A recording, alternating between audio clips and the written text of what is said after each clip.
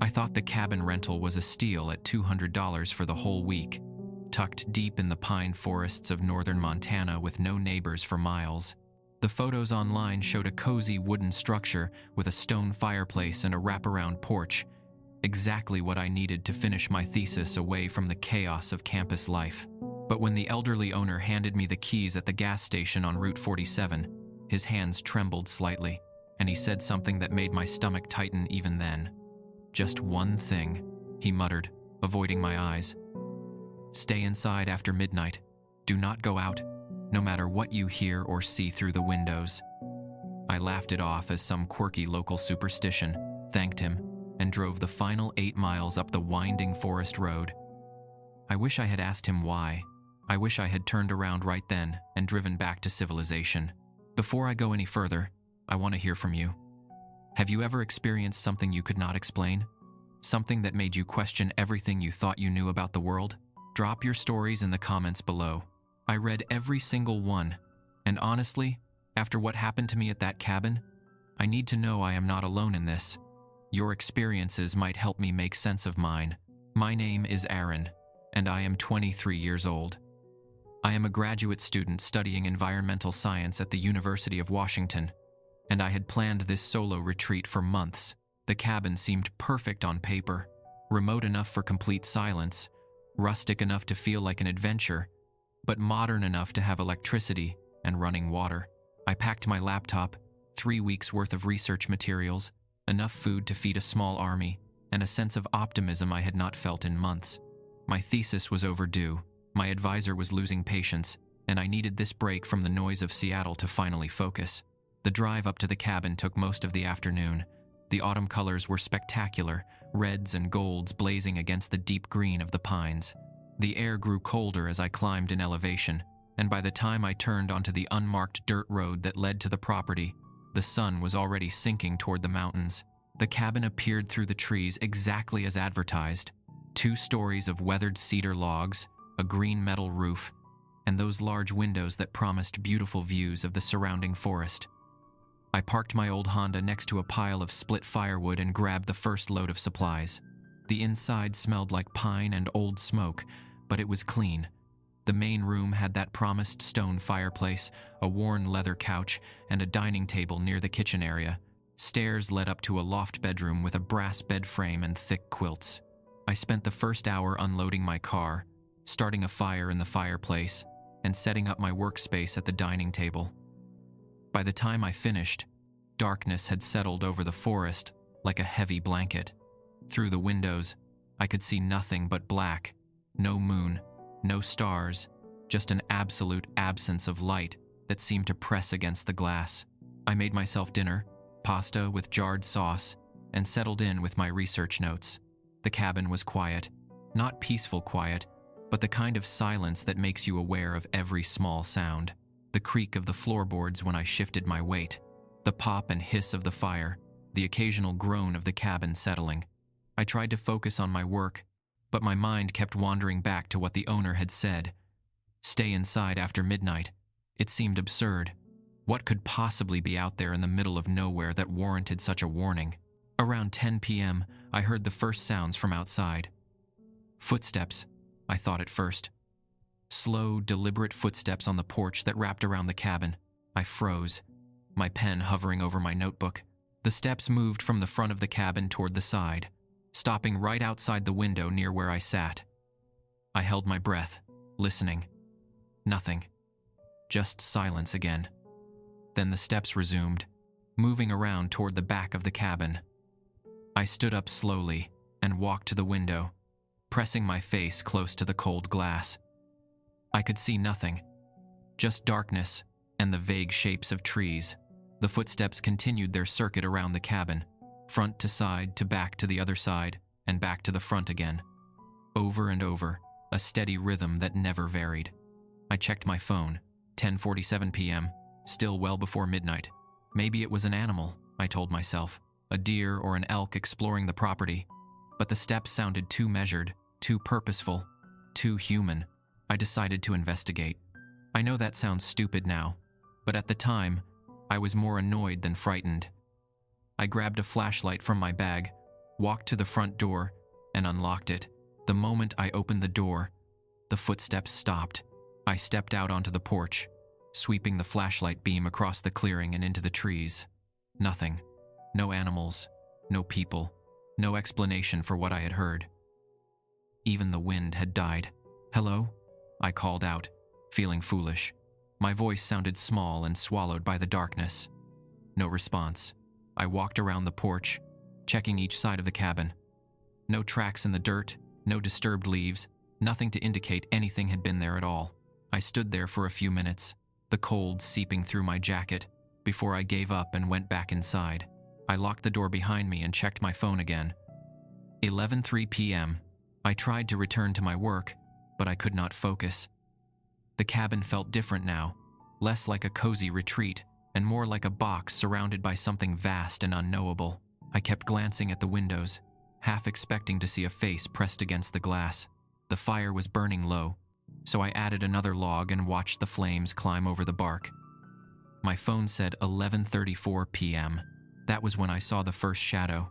It moved past the window to my left, just at the edge of my peripheral vision, a dark shape, human-sized, gliding past the glass.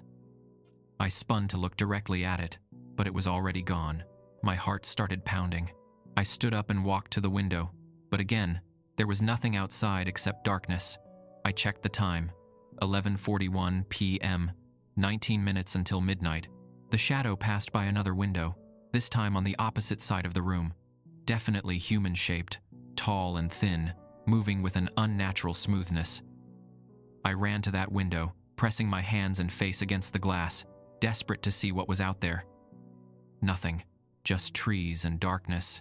But I could feel it now, a presence circling the cabin, watching, waiting. I checked every window in the main room, then ran upstairs to check the loft.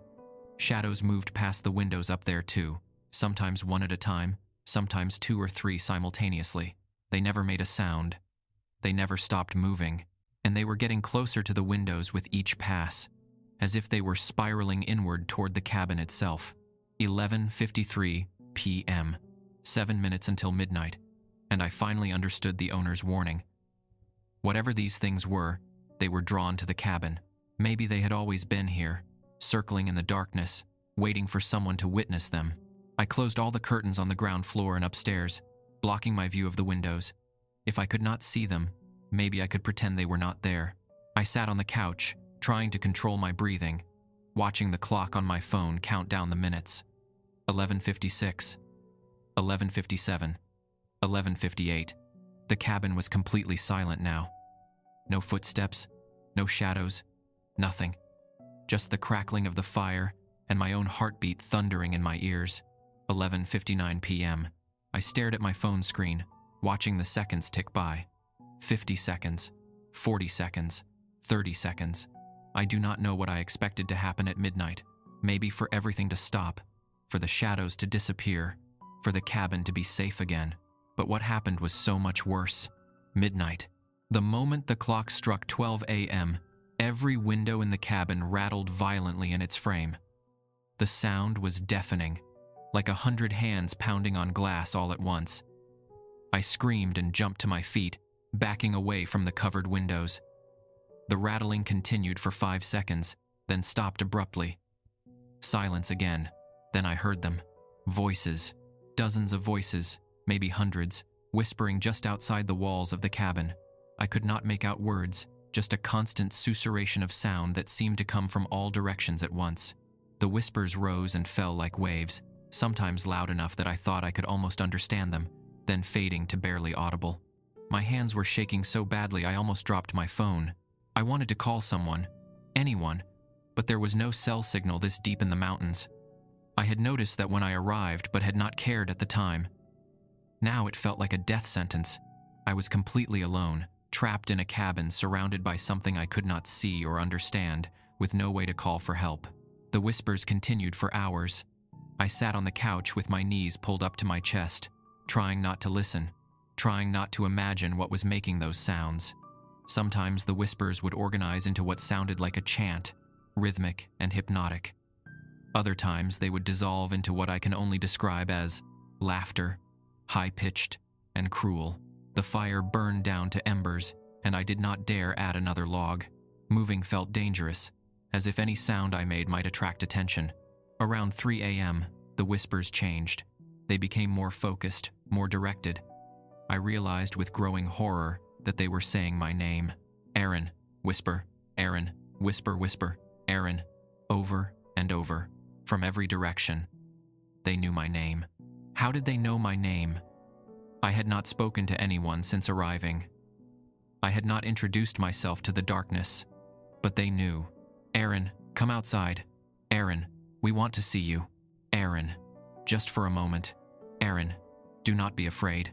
I clamped my hands over my ears, but I could still hear them, as if the voices were inside my head rather than outside the cabin. Tears streamed down my face. I wanted to run, to get in my car and drive away, but the owner's warning echoed in my mind. Stay inside after midnight, no matter what. If I opened that door, would I survive? Or would whatever was out there tear me apart the moment I stepped outside? The minutes crawled by with agonizing slowness. 3:30 a.m., 4 a.m., 4:30 a.m.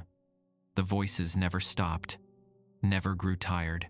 They called my name with infinite patience, infinite persistence. Come outside, Aaron.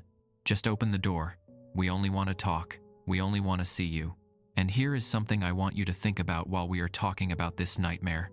If you are finding this story compelling, if you are feeling that chill running down your spine, do me a favor and hit that subscribe button. I share true horror experiences like this one, stories that will make you question what is really out there in the dark. And if you have friends who love horror, share this with them.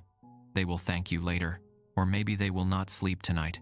Either way, it is a win. But let me get back to that terrible night.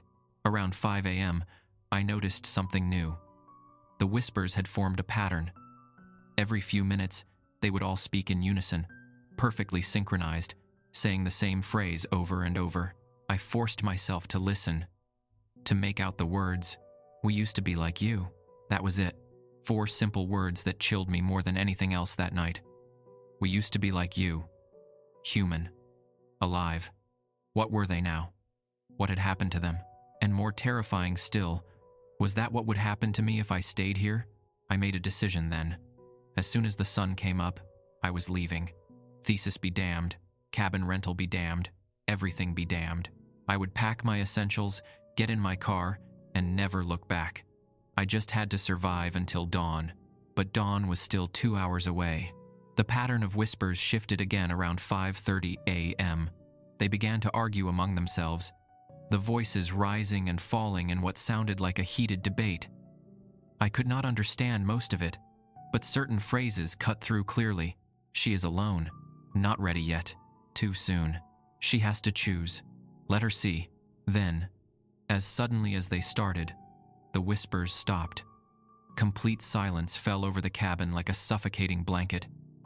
I sat frozen on the couch, barely breathing, waiting for what would come next. Minutes passed. Nothing. Just silence, and the faint glow of dawn beginning to lighten the edges of the curtains. I waited until full daylight before I moved. The sun rose around 6:45 a.m., painting the sky beyond the curtains in shades of pink and gold. I stood up on shaky legs and walked to the nearest window. I pulled back the curtain slowly, half expecting something to be standing right there on the other side of the glass. Nothing. Just the forest in morning light, peaceful and ordinary. Birds were singing in the trees. A squirrel ran across the porch railing. Everything looked completely normal, as if the horrors of the night had been nothing but a nightmare. But I knew better. I knew what I had heard. I packed my things in a frenzy, throwing clothes and research materials into bags without any organization. I did not eat breakfast, did not bother cleaning up, did not care about leaving the cabin a mess. I just wanted out. Within 30 minutes, everything was loaded into my car. I took one last look at the cabin from the driver's seat, then turned the key in the ignition. Nothing happened. I tried again.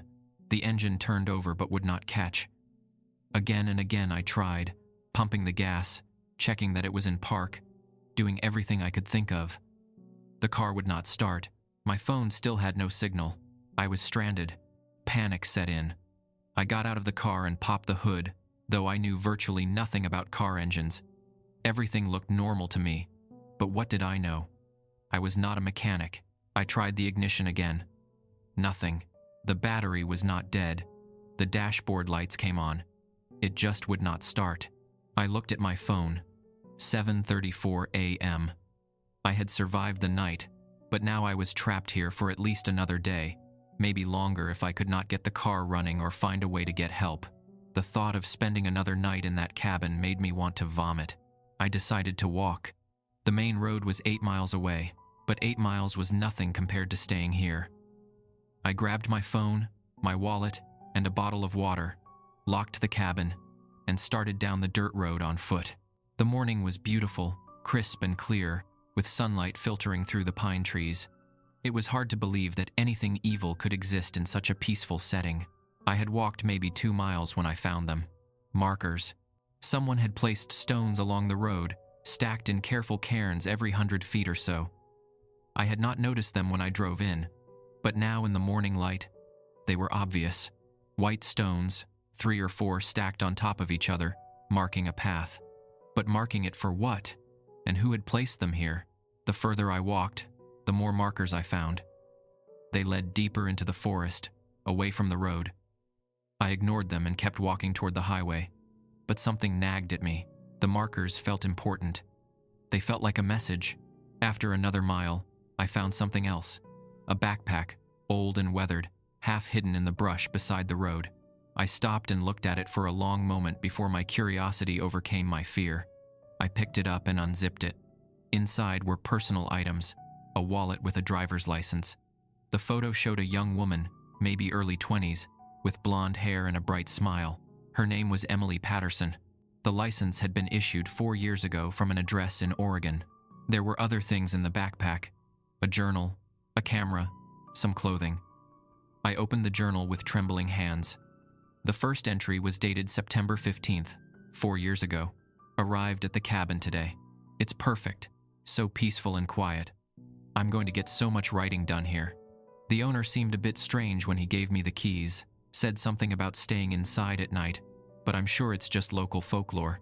Can't wait to spend the next 2 weeks here. I flipped through the pages. The entries became increasingly frantic as the days progressed. But her entries continued for longer. Day 5, day 6, day 7. She kept trying to leave, but her car would not start. Her phone had no signal. She was trapped, just like me. The final entry was dated September 25th, 10 days after she arrived. I understand now. They do not want to hurt me. They want me to join them. They have been showing me things through the windows, even though I keep the curtains closed. Memories. Their memories. They were all people once, travelers who came to this cabin. They all made the same mistake I did. They went outside after midnight. I will not make that mistake. I will stay inside. I will wait until they get bored and leave me alone. I have enough food for another week. I can outlast them. I have to. The journal ended there. I stood on that forest road, holding the journal of a woman who had disappeared 4 years ago, and I felt my last hope die. If Emily Patterson had not escaped, if she had done everything right and still vanished, what chance did I have? I looked back toward the cabin, hidden behind the trees. Then I looked forward, toward the highway that seemed impossibly far away. I could keep walking. I could try to make it to the main road, flag down a car, get help. But something told me I would not make it. Something told me that the forest itself would not let me leave. The stacked stones. Emily's backpack left here like a breadcrumb trail. These were not coincidences. They were warnings. Or maybe they were invitations. I turned around and walked back to the cabin. I know that sounds insane. Believe me, I questioned every step of that walk back. But some instinct I could not name told me that running was pointless. Whatever had claimed Emily Patterson and everyone else who had stayed at that cabin, it had also claimed me the moment I arrived. The only way out was through. I had to understand what these things wanted. I had to find out what had happened to Emily and the others. When I reached the cabin, it was just past 10 a.m. Bright daylight, birds singing, absolutely nothing threatening about the scene. I unlocked the door, and went inside. The cabin looked exactly as I had left it, my bags still packed and piled by the door where I had dropped them in my panic. I unpacked slowly, deliberately, making a conscious choice to stay. I spent the day researching. Emily's journal had mentioned other names, other travelers. I searched through the cabin for any sign of them. In the closet upstairs, I found boxes, dozens of boxes, stacked floor to ceiling, filled with personal belongings, wallets, journals, phones, keys. Each one belonged to a different person, men and women, young and old, from all over the country. Some of the items dated back decades. I counted them. 47 boxes. 47 people who had come to this cabin and never left. In one box, I found a journal that explained more. It belonged to a man named Richard Holloway, dated from 1987. He had been a journalist, investigating disappearances in the area. He had rented the cabin deliberately, hoping to experience whatever had caused people to vanish. His journal entries were methodical and detailed, reading like a scientific study. According to Richard, the entities outside the cabin were indeed human once, or rather, they had been living people. The cabin sat on what locals called a thin place, where the boundary between the living world and something else was permeable. People who died in the surrounding forest, from accidents, exposure, violence, did not move on. They stayed, trapped in a twilight existence, unable to fully die but no longer able to be called alive. The cabin itself acted as a beacon. It drew them in, especially at night. And midnight was significant because that was when the barrier was thinnest, when they could reach through most easily. But they could not enter the cabin unless invited. The rule was simple. As long as you stayed inside, you were safe. The moment you stepped outside after midnight, you were theirs. Richard's final entry was dated November 3rd, 1987, 3 weeks after he arrived. I have been documenting their behavior for 20 days now. They are intelligent, capable of communication, desperate for any contact with the living. They remember being human. They remember having lives, families, dreams. But they have been trapped here so long, decades for some of them, that their humanity is fading. They are becoming something else, something hungrier. Tonight I'm going to try something. One of them has been particularly persistent in trying to speak with me. She says her name is Margaret. She died in 1952, got lost hiking, and froze to death about 3 miles from here. She sounds so sad, so lonely. I think if I go outside, if I talk to her face to face, I might be able to help her move on. I might be able to end her suffering. If this works, it could help all of them. If it does not, well, I suppose I will find out firsthand what it is like on the other side. The journal ended there. Richard Holloway had gone outside after midnight, and he never came back. His box contained his press credentials, his driver's license, his wedding ring. 47 people had made similar choices or similar mistakes, and now they were all out there in the darkness, circling the cabin night after night. I understood something then that made me sick to my stomach. The owner of the cabin knew. He had to know. All these personal effects, stored in boxes in the closet. He was the one who collected them after each person disappeared. He was the one who kept renting the cabin to new victims, giving them the same warning he had given me, knowing most of them would ignore it or fail to take it seriously. But why? Was he being paid by something out there in the forest? Or was it simpler than that?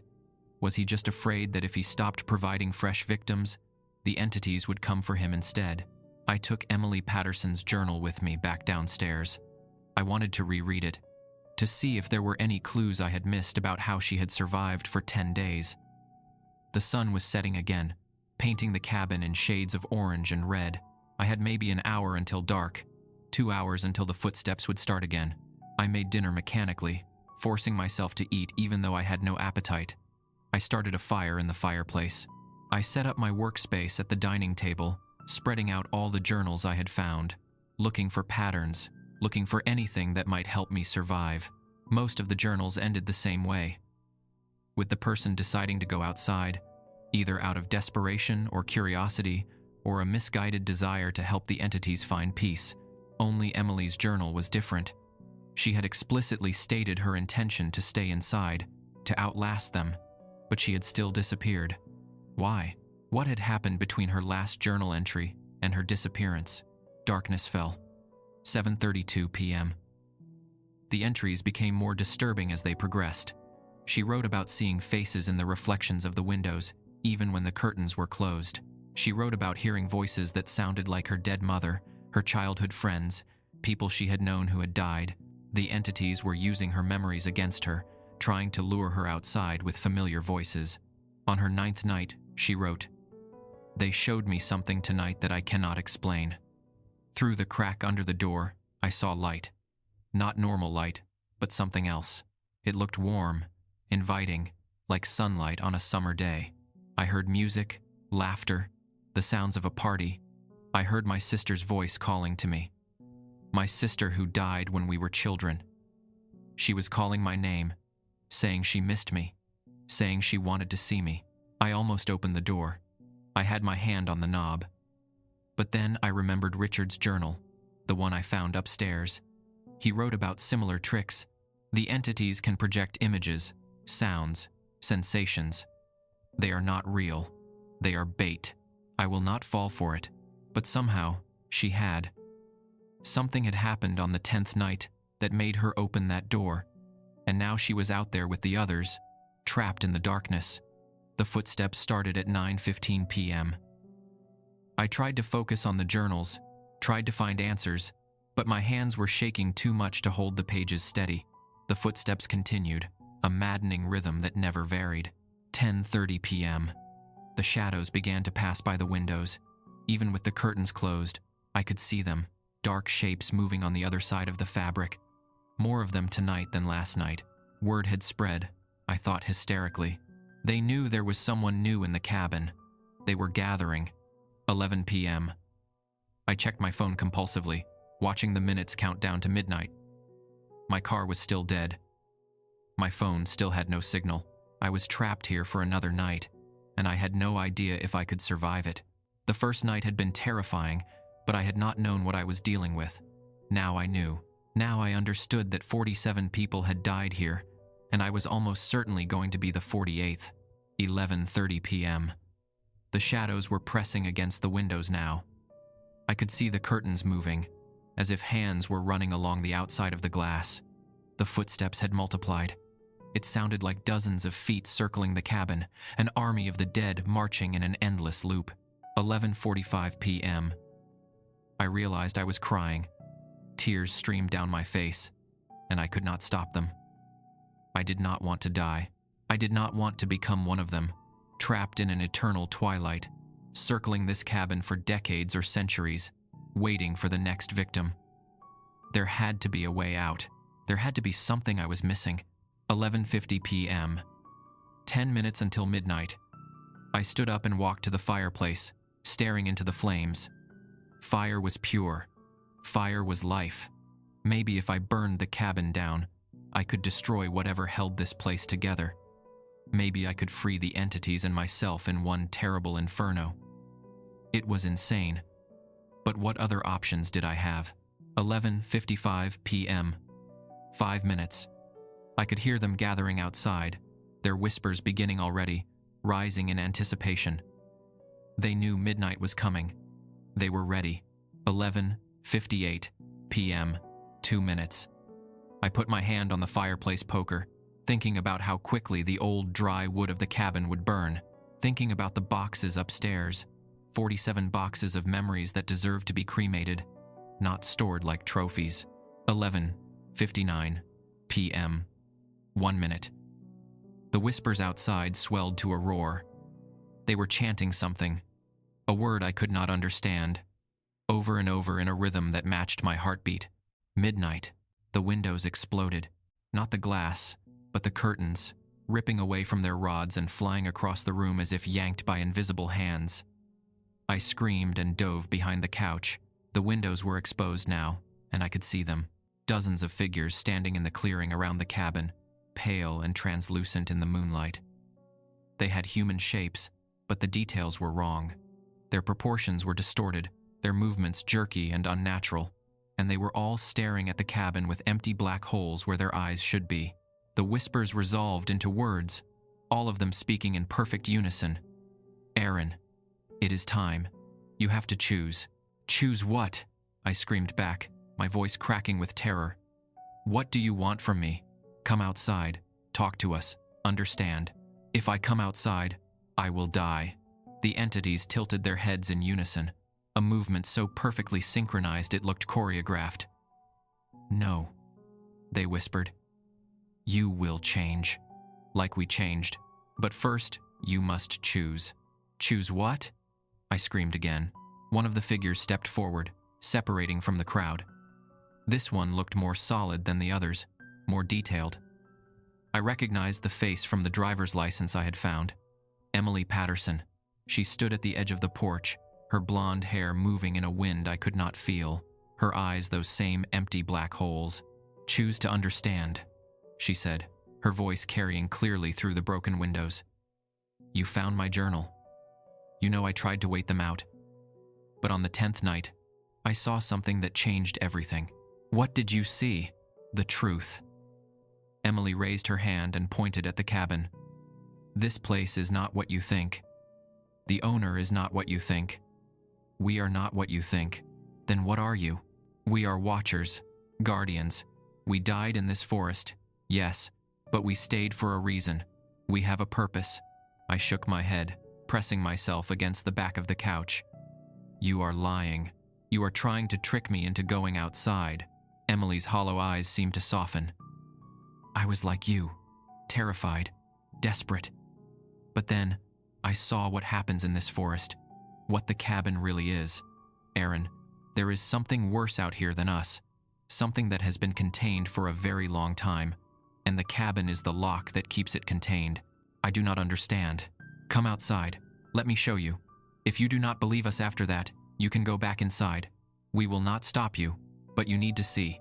Every instinct I had screamed at me to refuse, to stay inside, to follow the owner's rule. But I thought about Richard Holloway, who had tried to help.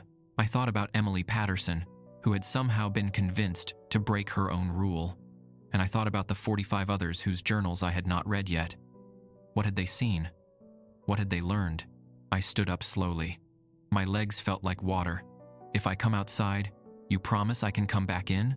"We promise," Emily said. The other entities echoed her. "We promise." It was the stupidest decision I have ever made.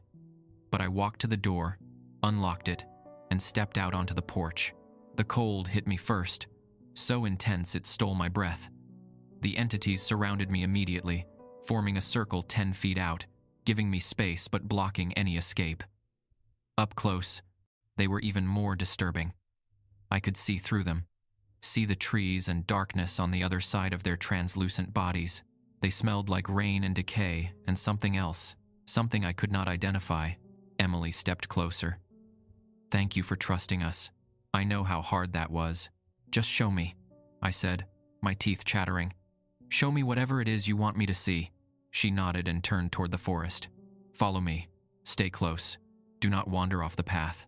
She walked into the trees, and after a moment of hesitation, I followed.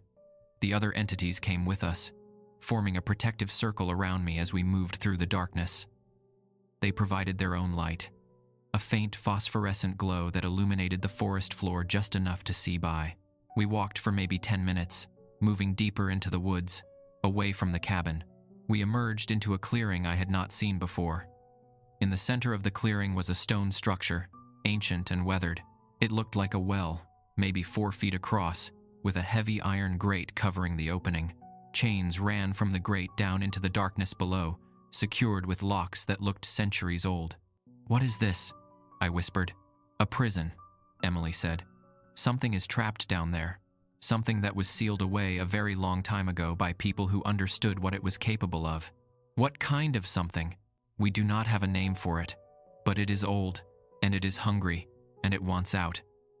Every night, it tries to break through. Every night, we push it back. We are the guards. We are all that stands between that thing and the world." I stared at the well, then at Emily, then at the circle of entities around me. "But you are dead.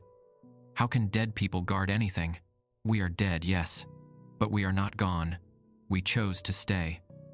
When each of us died in this forest, we were given a choice. Move on to whatever comes next, or stay and help maintain the seal. The cabin is not a trap, Aaron. It is a recruitment center. My mind reeled. That does not make sense. Why would the owner rent out the cabin if he knows what is going on? Because the seal is weakening. It has been weakening for decades. We need more guardians, more watchers. The owner was charged with bringing people here, people who could be tested, people who might be strong enough to join us. Tested how? By giving them the rule. Stay inside after midnight. Most people follow it and leave in the morning without ever knowing what we are protecting. But some people, people like you, are curious. They investigate. They find the journals. They start to understand. And if they are brave enough to come outside and talk to us, brave enough to see the truth, then they have passed the test. I backed away from her, shaking my head. No, this is insane. You are trying to trick me into dying, so I will join you. You will not die, Emily said patiently. Not exactly. You will change. Your body will die, yes. But you, your consciousness, your soul, whatever you want to call it, will remain. You will become one of us, and you will help us keep the world safe from what is in that well. And if I refuse, then you can go back to the cabin. In the morning, your car will start. You can leave and never come back. But the seal will continue to weaken. Eventually, there will not be enough of us to hold it, and that thing will break free. It will be your world that suffers, not ours. I looked at the well. As I stared at it, I thought I heard something. A whisper, deep and old and wrong, coming from far below. The grate trembled slightly, the chains clinking against the stone. Something down there knew I was here. Something down there was aware of me. How do I know you are telling the truth? I asked. Emily gestured to the well. Look into it. See for yourself. I did not want to. Every fiber of my being screamed at me to run, to get away from this clearing and never look back. But I forced myself to walk forward, to kneel beside the well, to peer through the iron grate into the darkness below. At first, I saw nothing, just black, absolute, and complete. Then something moved down there, and I saw it. I do not have words to properly describe what I saw. It was too large, too alien, too wrong for human language. I saw tentacles or appendages or something, writhing in the darkness. I saw eyes, hundreds of them, opening and closing in patterns that made my brain hurt to perceive. I saw teeth, if they could be called teeth, arranged in spiraling rows that seemed to go on forever, and I felt its hunger. Not a physical hunger, but something worse. A hunger for life, for light, for everything that existed in the world above. It wanted to consume, to spread, to devour. If it ever got free, it would not stop. It would spread across the world like a plague, and nothing would survive. I scrambled back from the well, gasping, my mind struggling to process what I had seen. Emily and the others watched me patiently, waiting for my decision. How long has it been down there? I managed to ask. No one knows. Centuries at least, maybe longer. The indigenous peoples who lived here before Europeans arrived knew about it. They built the first seal. Over time, others added to it, strengthened it, sacrificed themselves to guard it. We are just the latest in a long line of protectors. I thought about my life in Seattle, my thesis, my apartment, my friends, my family. I thought about all the things I would lose if I accepted Emily's offer, but I also thought about what would happen if I refused. How many nights did the seal have left? How many more guardians would they need before it failed completely? I need time to think, I said. We cannot give you much time, Emily replied. The offer is only good tonight. If you return to the cabin without deciding, the choice will be made for you. You will leave in the morning, and you will forget what you have seen here. The human mind cannot hold on to knowledge like this without going mad. That is not a choice, I said angrily. That is an ultimatum. Yes, Emily agreed. It is. We are sorry, but this is too important to be left to chance. I stood there in that clearing, surrounded by the dead, staring at the well that contained something worse than any nightmare. And I realized that Emily was right about one thing. This was too important. Whatever my feelings about the situation, whatever my fears or doubts, I could not in good conscience walk away knowing what I knew. But I also could not surrender my life. Not like this. Not at 23 years old with so much still undone. There had to be another way. What if we told people? I asked. What if we exposed this, got the government involved, got scientists to study it? Maybe there is a better way to contain it than having dead people stand guard. Emily shook her head. Others have tried. The knowledge never spreads. The well has its own protection. Anyone who tries to reveal it to the world finds that they cannot. The words will not come. The evidence disappears. This is not a problem that can be solved by human institutions. It requires sacrifice. It has always required sacrifice. I closed my eyes. I thought about my parents, who would never know what happened to me. I thought about my advisor, who would assume I had just given up on my thesis and dropped out. I thought about my friends, who would wonder where I had gone and eventually stop wondering. My life would be erased, just like Emily's had been, just like all the others. But at least it would mean something. At least I would be protecting something important. Okay, I said quietly. Okay, I will do it. Emily smiled, the first real expression I had seen from any of the entities. Thank you.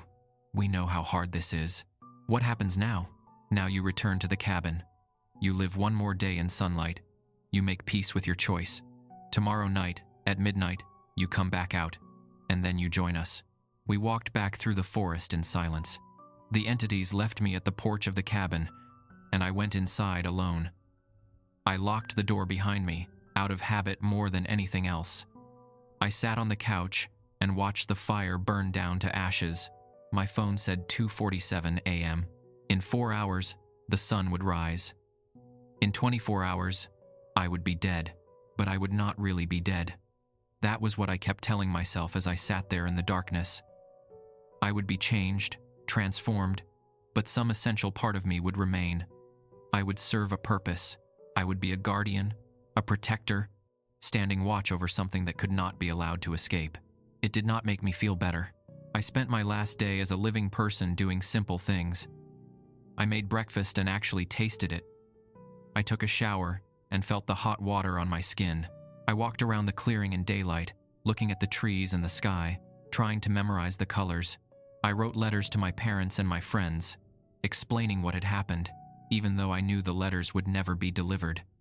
Emily had said the well protected itself. My letters would probably disappear as soon as I transformed. I read through more of the journals, learning the stories of the 47 people who had come before me. Each one had been tested in their own way. Each one had been shown the well and given the choice. Each one had chosen to stay, to sacrifice themselves for the greater good. I tried to find comfort in their stories, but mostly I just felt sad. 47 lives ended too soon, all because something ancient and evil had been sealed beneath this forest. As the day progressed, I found myself getting angry. Angry at the owner for luring people here. Angry at the entities for not finding a better solution. Angry at myself for not being smart enough or brave enough to find a way out of this. But mostly I was angry at the thing in the well, the creature that had caused all of this suffering, that had demanded so many sacrifices over so many years. Night fell. My last sunset. I watched it through the windows, the sky turning orange and red and purple before fading to black. I did not close the curtains this time. There was no point. I started a fire in the fireplace and sat on the couch, waiting for midnight. The footsteps started at 9 p.m. The shadows began to gather at 10 p.m. By 11 p.m., the clearing around the cabin was filled with entities, more than I had seen before. They were all waiting for me. All the previous guardians, assembled to welcome the newest member. At 11:59 p.m., I stood up and walked to the door. I did not hesitate. I had made my choice, and I would see it through. The door opened easily. The cold air rushed in, carrying with it the smell of rain and decay. I stepped out onto the porch. Emily was there, along with Richard Holloway and all the others. They formed a path leading into the forest, toward the well. I walked forward, and they closed in behind me. Not threatening, just present. accompanying me on my final journey. We reached the clearing. The well sat in the center, its iron grate gleaming in the moonlight. I could hear the thing below, stirring, aware of what was about to happen. It was always hungry, always waiting, always hoping for a weakness in the seal that would let it break free. "It will not hurt," Emily said softly. "You just have to will yourself to let go. Your body will fall, but you will remain." I nodded. I understood, or I thought I did. I closed my eyes and began to let go, began to feel my connection to my physical form loosening. It felt like floating, like drifting, like falling asleep. I could feel myself separating, my consciousness pulling away from flesh and bone and blood. And then I heard it, a voice. Not from the well, not from the entities, but from somewhere else. Somewhere distant but getting closer. A human voice, calling out in the darkness. "Hello? Is anyone there?" My car broke down about a mile back. I saw a light from the cabin. My eyes snapped open. The entities froze, all of them turning toward the sound. Through the trees, I could see a flashlight beam, moving closer. "No," I whispered. "No, they cannot be here. Not tonight." Emily's face showed something I had not seen before. Fear. "We have to hide. We have to get them away from here before midnight. If they see us, if they see the well." But it was too late. The figure emerged into the clearing, and I saw him clearly. A young man, maybe my age, wearing a jacket and jeans, looking confused and relieved to see the cabin. He was too far from the cabin to get back before midnight. He was in the clearing with us, with the well, with everything. And then I realized, this was not an accident. This was the cycle continuing. The owner had sent another victim, not knowing I had already agreed to join the Guardians. 2 new recruits in 2 days, but the seal only needed 1. The young man saw us. All of us. The entities, translucent and glowing in the moonlight. Me, standing at the edge of the well, halfway between life and death. His face went white. He opened his mouth to scream. "Wait," I shouted. "Please, just listen. I can explain." But I could not explain, could I? How do you explain this to someone?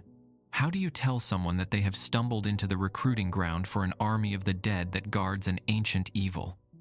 How do you convince them that everything they know about life and death is wrong? The young man turned and ran. The entities started after him, but Emily held up a hand. "Let him go. He will make it back to the highway. He will tell his story, and no one will believe him. The well will protect itself." "But what about me?" I asked. "What happens now? You said I had to decide tonight." Emily looked at me with those hollow black eyes. "You decided? You were willing to sacrifice yourself. That is enough. The well accepts your intention, if not your actual death. You can go back. You can return to your life." "Just like that? I can leave?" "Yes. Your car will start in the morning. You will drive away. But you will remember what you saw here. You will remember the well, the entities, the choice you almost made. That is the price of leaving. You will carry this knowledge for the rest of your life, and you will never be able to share it with anyone who will believe you." I looked at the well, at the thing stirring below. "What if I stay anyway? What if I still want to help?" Emily shook her head. "You do not have to. You offered. That was enough. But the seal is still weakening. You still need guardians. We will find them. We always do. But you do not have to be one of them, Aaron. Go home. Live your life. Be grateful for this second chance." I should have been relieved. I should have run back to the cabin, packed my things, and gotten out of there as fast as I could.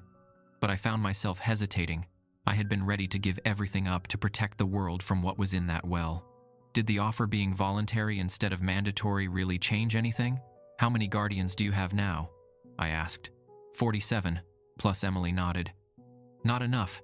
The seal requires at least 60 to hold indefinitely. We have been operating below capacity for years. And how often do you get new recruits? Every few months, if we are lucky. Every few years, more commonly. Most people do not make it past the fear. They leave without understanding, or they see the well and refuse to believe. You are one of the few who truly understood and was still willing to sacrifice. I thought about the young man who had just run away into the forest. He had seen us, had seen the entities, but he would probably convince himself it was a hallucination or a dream. The human mind protected itself that way. It refused to accept what it could not explain. But I knew better. I had seen the thing in the well. I had felt its hunger. And I knew that if the seal failed, if that creature ever got free, the world I loved would end. I am staying, I said. Emily looked surprised. You do not have to. I know, but I want to. I was ready to do this an hour ago. Nothing has changed except that now I have a choice, so I choose to stay. I choose to be a guardian. The other entities moved closer, forming a circle around me. I could feel their approval, their gratitude. They had been alone for so long, fighting a battle that no one else knew about, protecting a world that would never thank them. And now they would have one more person standing with them. Are you certain? Emily asked one last time. I am certain. Then let go. Let yourself fall. We will catch you on the other side. I closed my eyes and let go. It did not hurt, just like Emily had said. It felt like stepping off a cliff into water. A moment of vertigo followed by a strange sense of weightlessness. I felt my body fall, heard it hit the ground, but I was no longer in it. I was somewhere else, somewhere in between. I could still see the clearing, the well, the entities, but I could also see beyond them, see the forest stretching out in all directions, see the cabin sitting in its clearing like a lighthouse in the darkness, and I could feel the well. I could feel the thing trapped beneath it, could sense its eternal struggle to break free. I could feel the chains that bound it, the locks that sealed it, and I could feel how weak they had become over the centuries. Emily had been right. The seal would not hold much longer without more guardians. But now I was here. Now I was one of them. And I would stand watch, night after night, for as long as it took. I became aware of my new form. I was translucent, glowing faintly in the darkness. I could move through the forest without making a sound, could see in the dark better than I ever could when I was alive. I felt the other guardians around me, felt their minds brush against mine. We were connected now, all of us, bound together by our shared purpose. Emily appeared beside me. Welcome, she said. You are one of us now. What happens next? Now you learn. You learn to channel your energy into the seal. You learn to work with the others to push back against the thing below. You learn to watch for new recruits, to test them, to bring them into the fold if they pass. This is your existence now, forever, forever. The word echoed in my mind. I would never sleep again, never eat, never feel the sun on my face or the rain on my skin. I would never see my family, never finish my thesis, never experience any of the things I had planned for my future. All of that was gone, but I would serve a purpose. I would protect the world.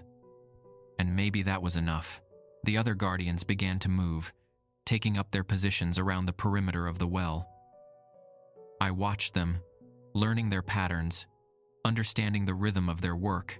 All night, every night, they walked in circles, channeling their energy into the seal, pushing back against the creature that tried to break through. It was exhausting work, even in this form. But it was necessary work. I took my place among them and began to walk. Days passed, weeks, months. Time became strange. When you did not sleep, did not eat, did not mark the passage of days with any normal human activity. I measured time by the phases of the moon, by the seasons changing in the forest, by the new recruits who occasionally came to the cabin. Some passed the test, most did not. The ones who passed, who were willing to sacrifice themselves for the greater good, became new guardians. The ones who failed returned to the cabin, slept, and left in the morning with no memory of what they had seen. The well protected itself that way, erasing the memories of those who were not meant to know. I lost count of how long I had been dead. A year? 2 years? 5? It did not matter anymore. My old life felt like a dream, something that had happened to someone else a very long time ago. I was Aaron the Guardian now, not Aaron the graduate student. This was my identity, my purpose, my entire existence. And then one night, something changed. I was walking my circuit around the well when I felt it, a shift in the seal, a sudden strengthening. I looked around and realized there were more guardians than before, 63 of them now. According to the count I maintained in my mind, we had reached the threshold. We finally had enough. The thing in the well felt it too. I could sense its rage, its frustration. For the first time in decades, the seal was strong enough to truly contain it. It could no longer chip away at the chains, no longer slowly weaken the locks. It was trapped, genuinely trapped, for the first time in a very long time. The guardians gathered in the clearing, all 63 of us, and we celebrated in the only way we knew how.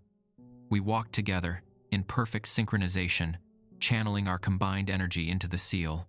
The chains glowed with power. The locks blazed with light. The grate over the well shimmered and solidified, becoming impenetrable. We had done it. We had saved the world, and no one would ever know. That night, I returned to the cabin. I had not been back since the night I died. I passed through the walls, my ghostly form unhindered by physical barriers, and I looked around. Everything was exactly as I had left it. My bags still packed by the door, my laptop still on the dining table, the fire long since burned out in the fireplace. I wondered if the owner had been back, if he had found my body and dealt with it the way he had dealt with all the others. Probably. There were 63 boxes in the closet upstairs now, I imagined. 63 sets of personal effects from 63 people who had given everything to protect the world. I left the cabin and returned to my post. There was no point in dwelling on the past, on the life I had lost. This was my reality now. This was my forever. But sometimes, on clear nights when the moon was full and the forest was peaceful, I would stand at the edge of the clearing and look up at the stars, and I would remember what it felt like to be alive. I would remember my name, my age, my dreams. I would remember that I was Aaron, 23 years old, and I had made a choice that saved the world.